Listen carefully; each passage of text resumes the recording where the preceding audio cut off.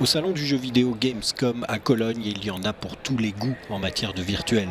De la réalité augmentée, du jeu de combat, du sport, mais aussi de l'historique, du lourd même, avec un jeu qui pour la première fois intègre des symboles nazis. La croix gammée, le sigle SS, des visuels dont l'utilisation est strictement interdite en Allemagne. L'organe officiel de régulation des jeux vidéo a pourtant autorisé Through the Darkest of Times, car il s'agit pour ce jeu, dans lequel on est un résistant à Berlin, de dénoncer le régime nazi. Si c'est replacé dans le bon contexte, alors je pense qu'on peut utiliser de tels symboles historiques. Les jeux servent à divertir, mais aussi à éduquer.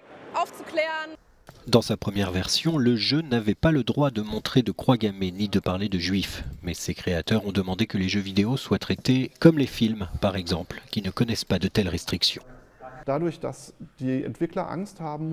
Les développeurs avaient peur de dire de quoi il s'agissait vraiment, alors ils ont inventé des choses fantaisistes. Hitler, par exemple, s'appelait Heiler et n'avait pas de moustache. Les Juifs n'étaient pas des Juifs, mais des traîtres.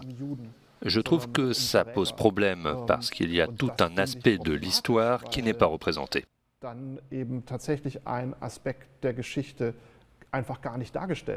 Socialement adéquat, c'est le critère auquel doit répondre un jeu comme celui produit par le studio Paint Bucket Games. Aber wir nicht. Wir wussten, dass nun schlimme Zeiten anbrechen würden.